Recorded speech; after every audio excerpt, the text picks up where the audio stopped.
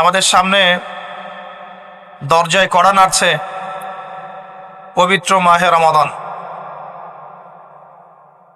রমাদান সংক্রান্ত অনেক আলোচনা আপনারা হয়তো শুনেছেন, তবে আমি আমার জায়গা থেকে রমাদান এবং কোরআন এই টপিকে আজকে কথা বলার চেষ্টা করবো ইনশাআল্লাহ তাআলা। ওয়া তাওফীকি ইল্লা বিল্লাহ আলাইহি তাওয়াক্কালতু ওয়া ইলাইহি উনীব। আমরা আল্লাহর কাছে দোয়া করছি আল্লাহ পাক বক্তা এবং শ্রোতা সবাইকে শুনে বুঝে আমল করার তৌফিক দান করুন। আমিন।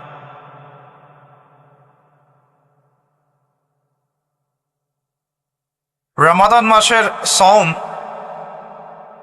কখন ফরজ হয়েছে কে বলতে পারবেন? অডিয়েন্সের মধ্যে রমাদান মাসের সওম কত হিজরিতে ফরজ করা হয়েছে? মাশাআল্লাহ। রমাদান মাসের সওম কত হিজরিতে ফরজ হয়েছে? অথচ আমরা জানি ইসলামের বেসিক পিলারের মধ্যে 5টা পিলার, কালিমা, সালাত, যাকাত, সওম এবং হজ। এই 5টা বেসিক পিলারের একটা হচ্ছে রমাদান। কত হিজরিতে ফরজ হয়েছে আমরা কেউ বলতে পারলাম না।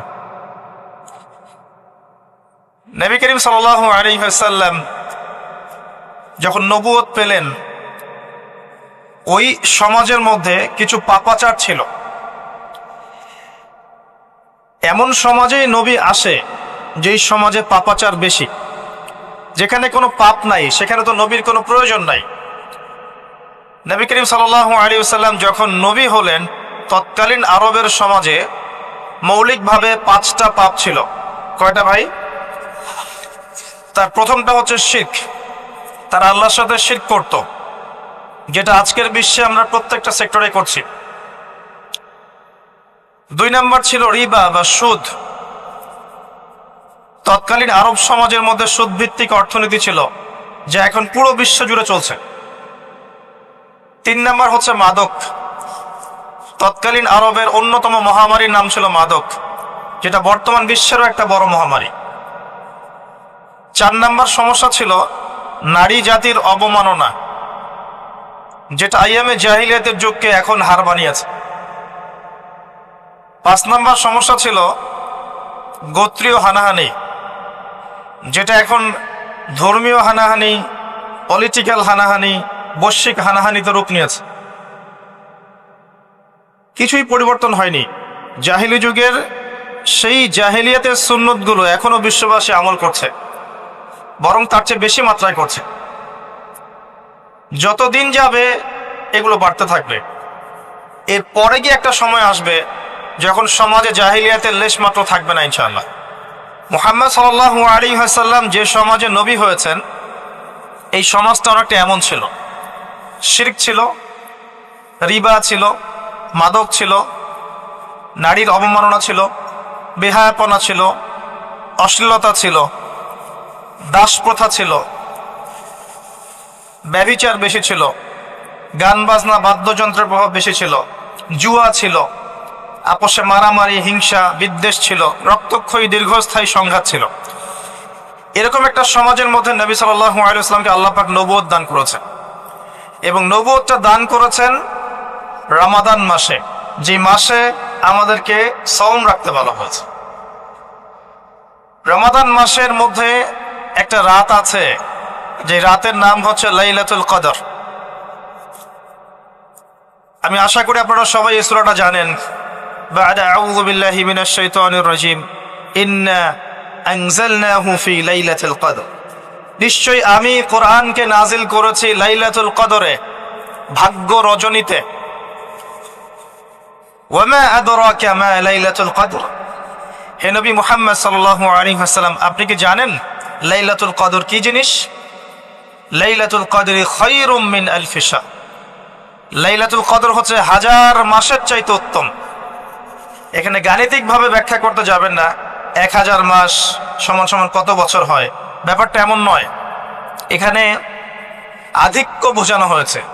1000 মাস ইবাদত করলে যে নেকি হয়, 1 রাত ইবাদত করলে সে নেকি হয়ে যাবে ইনশাআল্লাহ। এই রাতে কি হয়? স্পেশাল তানাজ্জালুল মালাইকাতু ওয়ার রূহ। এই মাসে আল্লাহর পক্ষ থেকে আল্লাহর ফেরেশতারা নেমে আসেন। কোথায় নেমে আসেন? পৃথিবীতে।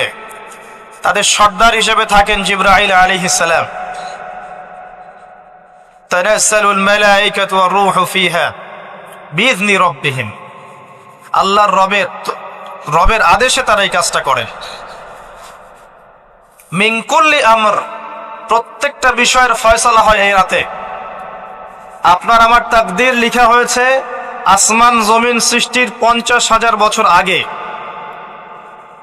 আপনার আমার তাকদীর লেখা হয়েছে আসমান জমিন সৃষ্টির 50,000 বছর আগে। আল্লাহ পাক সমস্ত সৃষ্টির তাকদীর লিখেছেন প্রথম দফায়। দ্বিতীয় দফায় তাকদীর লেখা হয়েছে যখন আমার আপনার রূহ আমাদের মায়ের গর্ভে ছিল 4 মাস 10 দিন বয়স। ওই সময় আল্লাহর পক্ষ থেকে ফেরেশতা আসেন, এসে লিখে দেন তার হায়াত, তার রিজিক, সে সৌভাগ্যবান না দুর্ভাগ্যবান। এরপর রূহটাকে ফুঁকে দেন, বাচ্চা নড়াচড়া শুরু করে। এর আগ পর্যন্ত পেটের মধ্যে বাচ্চা নড়াচড়া করে না। যখন রূহটা ফুঁকে দেওয়া হয় তারপর থেকে বাচ্চা নড়াচড়া শুরু করে। দ্বিতীয় দফায় তাকদীর লেখা হয়। এরপরে তৃতীয় দফা লেখা হয় এই লাইলাতুল কদরে, যে আগামী 1 বছর কি হবে, আপনি কি করবেন, অর্থাৎ 1 বছরের বাজেট প্রণয়ন করা হয় প্রত্যেক লাইলাতুল কদরে। তানাজ্জালুল মালায়েকাতু ওয়ার রূহ ফিহা বিইذনি রাব্বিহিম মিন কুল্লি আমর। এই রাতের আরেকটা বৈশিষ্ট্য হচ্ছে সালামুন হিয়া হাত্তা মাতলাইল ফজর, ফজর পর্যন্ত এই রাতে শান্তি শান্তি শান্তি শান্তি প্রশান্তি বজায় থাকে। এই রাতে আপনি যে দোয়া করবেন, যে কোনো দোয়াই করবেন, যদি আপনার রিজিকটা হালাল হয় ইনশাল্লাহ কবুল হয়ে যাবে যে কোনো দোয়া। এই রাতে যারা ইবাদত করে দাঁড়িয়ে দাঁড়িয়ে, তাদের চতুর্দিকে ফেরেশতারা সমবেত হন, তাদের দোয়ায় তারা শরীক হন, তাদের জন্য দোয়া করতে থাকেন। ঠিক তখনই দেখবেন মুমিন বান্দার চোখ দিয়ে টপ টপ করে পানি পড়া শুরু হয়েছে। আপনি ফিল করতে পারবেন যে আপনার দোয়া আল্লাহ কবুল করছেন। এই রাতের ইবাদতকে 1000 মাস দিয়ে গুণ করলেও কখনো সমান হবে না। একটা রাত ইবাদত করলে আপনি 1000 মাসের নেকি পাচ্ছেন। এই সুযোগটাকে ছেড়ে দেওয়া যায়?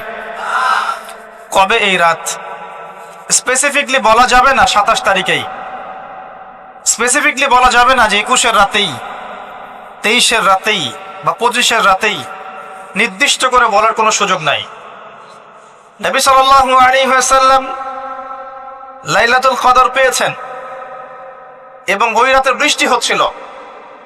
তিনি সেজদা করছেন, তার কপালের মধ্যে মসজিদে নববীর যে মাটি আছে এই মাটির কাদা লেগেছিল। তখন কিন্তু মসজিদ টাইলস ফিটিং ছিল না, মাটির মসজিদ থেকে নবী সাল্লাল্লাহু আলাইহি ওয়াসাল্লাম বিশ্ব পরিচালনা করেছেন। আর আমাদের এখন তাজমহলের মতো মসজিদ, হেদায়েতের কোনো হও না এখানে। এটা আখিরুজ জামানের সাইন, মসজিদগুলো হবে চাকচিক্যময়, হেদায়েত শূন্য। হাদিস একদম স্পষ্ট আছে, মসজিদ হবে চাকচিক্যময় কিন্তু হেদায়েত শূন্য। ইভেন দেখবেন নামাজ পড়ছে মুসল্লি, পাশে হই হুল্লো করছে। দিনের কথা আলোচনা হলে বা নামাজ পড়লে, কেউ কোরআন তেলাওয়াত করলে আদবের সাথে যে পাশে শোরগোল করতে হয় না, এটাও এখন বুঝাতে হয়। বুঝাতে গিয়ে যদি আপনি এই আয়াত তেলাওয়াত করেন, লাহুম কুলুবুন লা ইয়াফকাহুনা বিহা, কিছু মানুষকে আল্লাহ পাক কলব দিয়েছেন বোঝে না। ওয়া লাহুম আযানুন লা ইয়াসমাউনা বিহা, কিছু মানুষকে আল্লাহ পাক কান দিয়েছেন শোনে না।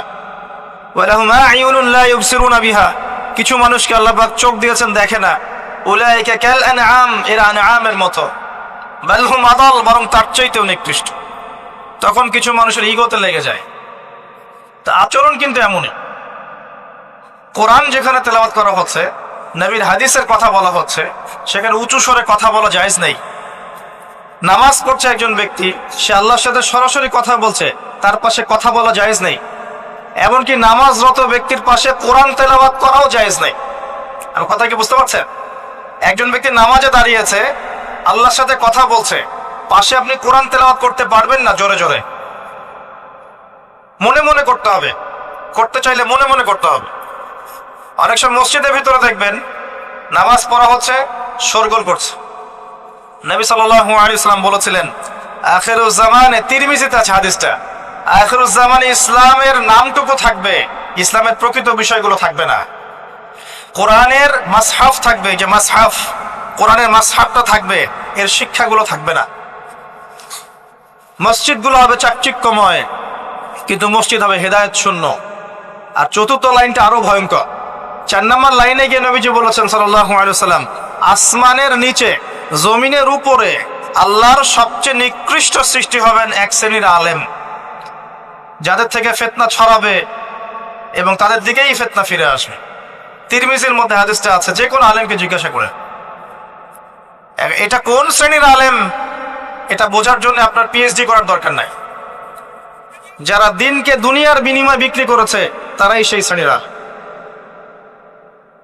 যারা সত্য কথা বলতে ভয় পেয়েছে তারাই সেই শ্রেণীর আলেম। যারা সত্যকে মিথ্যার সাথে মিশ্রিত করেছে তারাই সেই শ্রেণীর আলেম। এবং যারা ইসলামের নামে উম্মাকে শতদা বিভক্ত করে দিয়েছে এরাই সেই শ্রেণীর আলেম। নবী করিম সাল্লাল্লাহু আলাইহি ওয়াসাল্লাম বলেছেন, লাইলাতুল কদর আমি পেয়েছি, কপালে কাদা মাটি ছিল, বৃষ্টি হচ্ছিল, তার মানে ওই রাতে বৃষ্টি হতে পারে, ওই রাতে বৃষ্টি হতে পারে। লাইলাতুল কদরের আলামত রাতের বেলা বৃষ্টি হতে পারে। বৃষ্টি হয়েছে, তিনি নামাজ পড়েছেন, কপালের মধ্যে কাদা লেগেছিল, তিনি বের হয়েছেন, সাহাবীদেরকে বলবেন কোন রাতটা লাইলাতুল কদর, আজকের রাতটা লাইলাতুল কদর, এটা বলতে বের হয়েছে। বের হয়ে দেখছেন দুজন মুসলিম আপোষে ঝগড়া করছে। লিসেন টু মি, দুজন মুসলিম আপোষে ঝগড়া করছে। আমরা বলি না যে মুসলিমদের মাঝে ইখতিলাফগুলো রহমত, আমরা বলি না? দুজন মুসলিম আপোষে ঝগড়া করছে, এই কাজটার কারণে আল্লাহ রাব্বুল আলামিন নবী সাল্লাল্লাহু আলাইহি ওয়াসাল্লামের হৃদয় থেকে এই কথাটাকে তুলে নিলেন। তিনি আর বললেন না এক্স্যাক্টলি কোন রাতে লাইলাতুল কদর ছিল, তিনি বলতেই বেরিয়েছিলেন যে কোন রাতে লাইলাতুল কদর ছিল।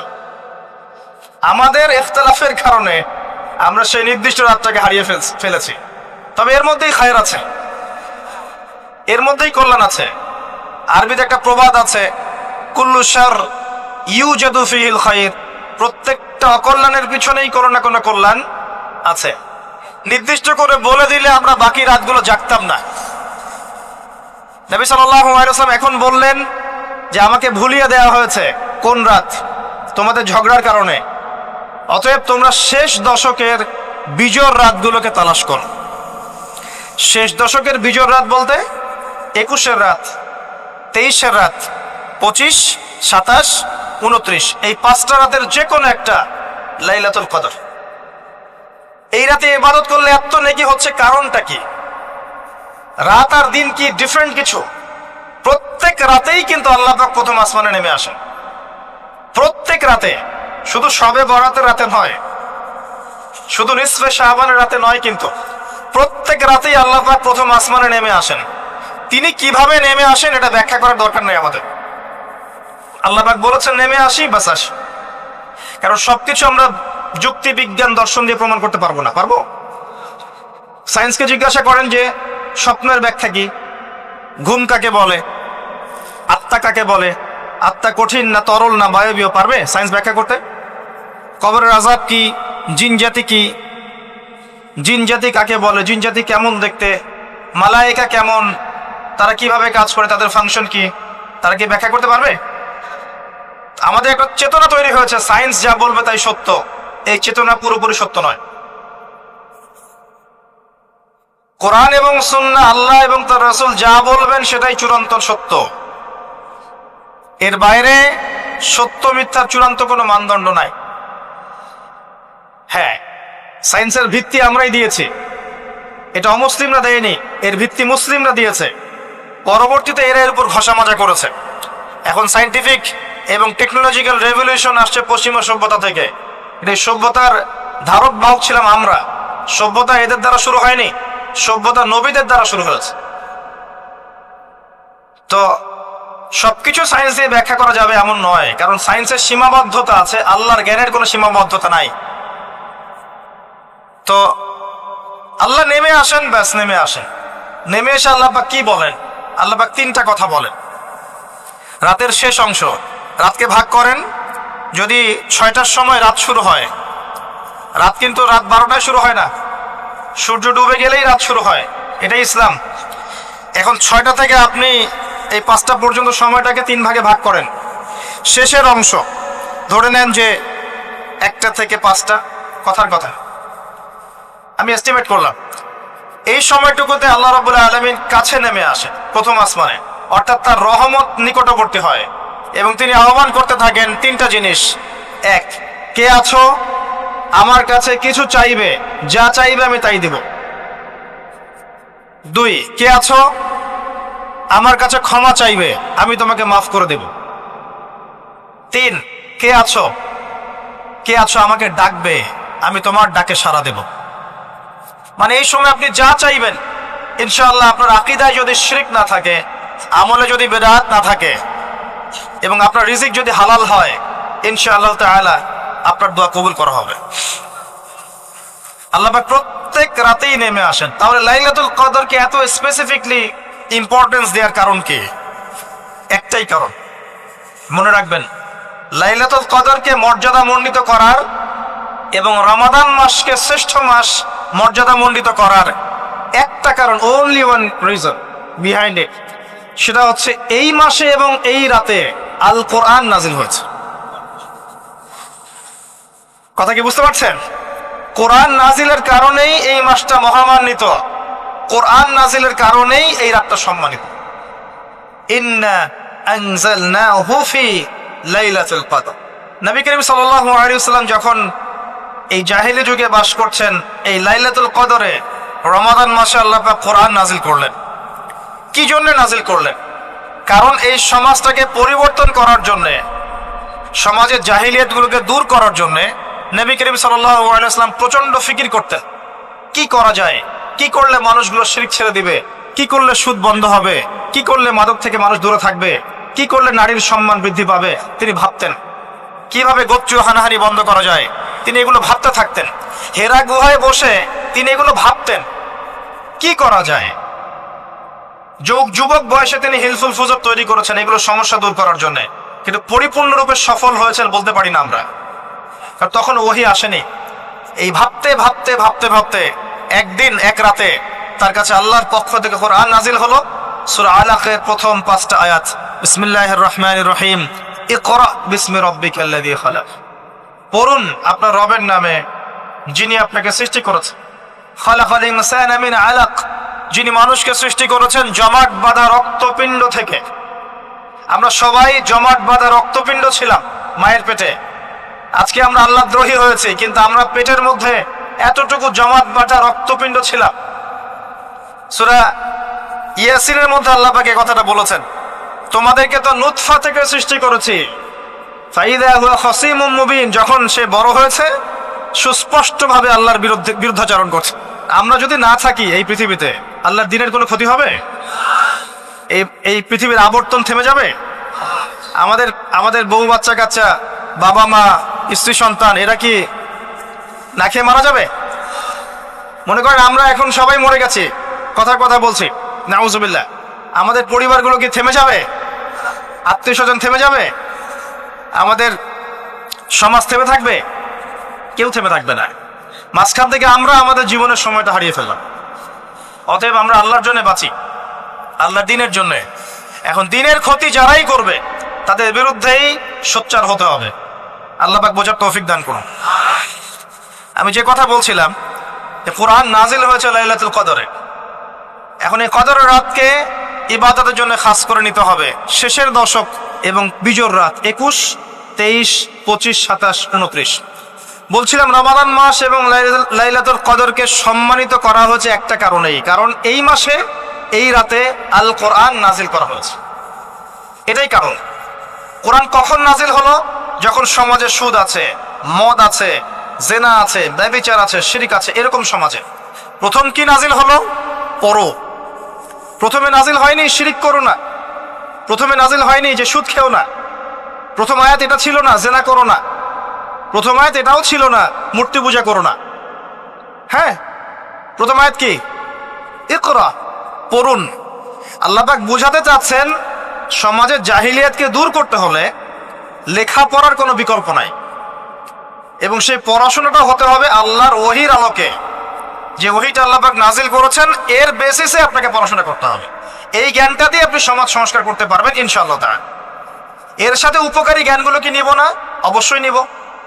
ওহির জ্ঞানের সাথে, কোরআন সুন্নাহর জ্ঞানের সাথে আমি ইতিহাসের জ্ঞান নিব, আমি পলিটিক্যাল সায়েন্সের জ্ঞান নিব, আমি দর্শনের জ্ঞান নিব, জিওপলিটিক্সের